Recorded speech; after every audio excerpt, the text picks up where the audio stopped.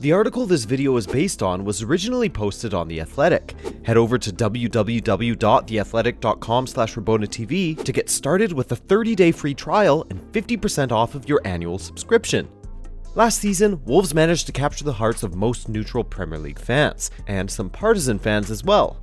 With their fearless playstyle, they built up a reputation of being giant killers, their record against the top 6 clubs contributing to their 7th placed finish and securing a spot in the Europa League qualifiers. However, their start to the Premier League this season has seen Wolves looking unrecognizable from the squad of yesteryear, sitting lifeless second from the bottom. As Tim Spears notes for The Athletic, last season, the longest winless streak that Wolves went on in the Premier League was 6 matches, 5 of those being defeats. Already, Wolves are winless after 5 matches, having lost 2 in a row after drawing their first 3. Last season, Wolves defeated Chelsea to end their winless skid, sending them on a short winning streak and back into form. But as Tim Spears writes, there was to be no repeat performance. Indeed, far from rousing themselves to belatedly winning their first 3-point haul of the campaign, Wolves capitulated in front of their disbelieving supporters. And saying that they capitulated isn't being hyperbolic. Wolves conceded 5 goals, the same amount that they conceded in their first 4 matches. Their defense was non-existent, as Chelsea's attackers cut through them with ease.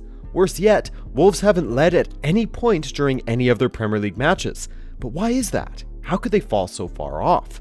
Well, as Tim Spears muses, securing the Europa League qualification was both a blessing and a curse.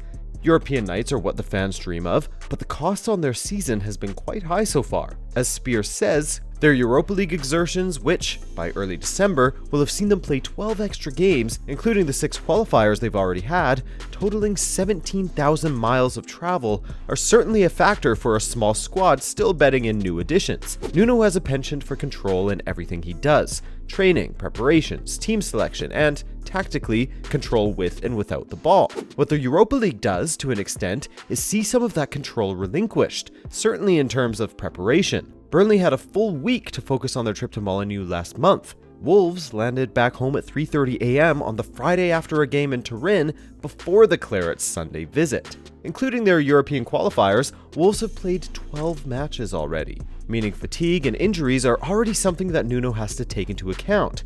In fact, last season, Nuno set a Premier League record as he named the exact same team for their opening 9 fixtures of the season. In the league this season, however, he's been forced to start 17 different players.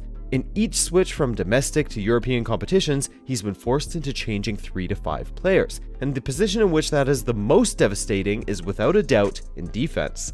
As Spears writes, the remarkable upward trajectory of the past 2 years in which Wolves stormed to the championship title and then qualified for Europe last year has been based on a rigid, unflappable, and at times unbeatable defense, as well as an ability to counterattack at blistering pace and to devastating effect.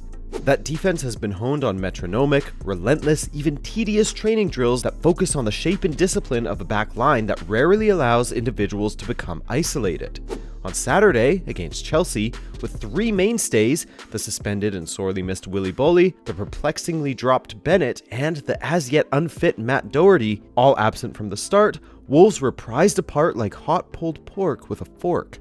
And this was the first time that all 3 of this trio that had been integral to Wolves' defensive stability, had all been absent from the lineup while Nuno has been at the helm in the Premier League.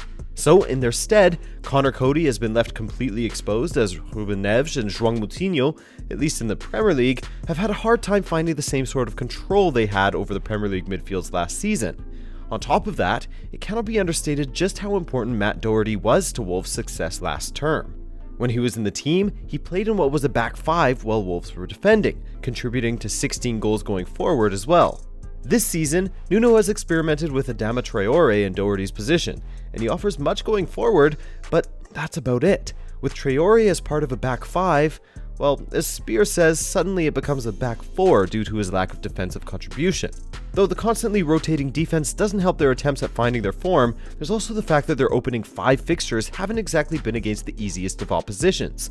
First, there was the draw away to Leicester City, a team that Wolves will be fighting with for spots 6 through 10 on the table.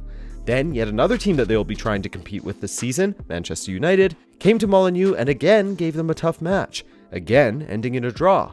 Then, completing their hat trick of draws, their match against Burnley, a Burnley side that had been in good form to start the season, also finished 1-1, and as you'll remember from earlier, Wolves got home at 3:30 AM on the Friday before their Sunday kickoff. And the final missing piece besides the Chelsea drubbing was, of course, the 3-2 loss away to Everton. Again, Everton are a team that aspire to fill out one of the places from 6th through 10th, and with them just edging Wolves, it isn't exactly a panic station sort of result. But their run in the Europa League and their Premier League form are symbiotic. One affects the other, whether it's through injuries or form. After losing a tight match against Braga in the Europa League on September 19th, a new problem emerged that is threatening to stick around: the lack of goals. Cutrone and Jimenez spurned many a chance, and Jota is yet to get a season up and running. But as Spear says, the first thing that they need to focus on in order to return to something that resembles the Wolves of old is regaining their defensive stability. The Europa League has made it hard for them, no doubt, but it will only get harder the more that they rack up frequent flyer miles. And with a date with Manchester City on the cards in a few weeks, that could be a pivot or plunge moment for their season, forcing them to have to choose between competitions. As Spears notes, just over 5 years ago, Wolves were worried about trying to get out of League One and were getting average gates of 20,000. They now sell out every single week and have a season ticket waiting list of thousands more. So, in context, this season's issues are good problems to have. And as Nuno always says, we go again. And you can read more interesting articles like this one on Wolves or any other Premier League or MLS team on The Athletic, with their incredible panel of journalists supplying in-depth coverage and interesting stories, such as why Mourinho's break from football drags on and on. That, plus in-depth coverage of competitions like the Bundesliga, Premier League, MLS, Champions League, and more, all at your fingertips via their app or online, giving you the option to follow the feeds of your favorite writers, clubs, or competitions. So support Rabona TV by heading to www.theathletic.com/Rabona TV, and in turn you'll get 30 days for free, 50% off your annual fee, and access to some of the best football journalism on the net. Thanks for watching. Feel free to hit that subscribe button if you want more videos from us here at Rabona TV, and other than that, have a great day.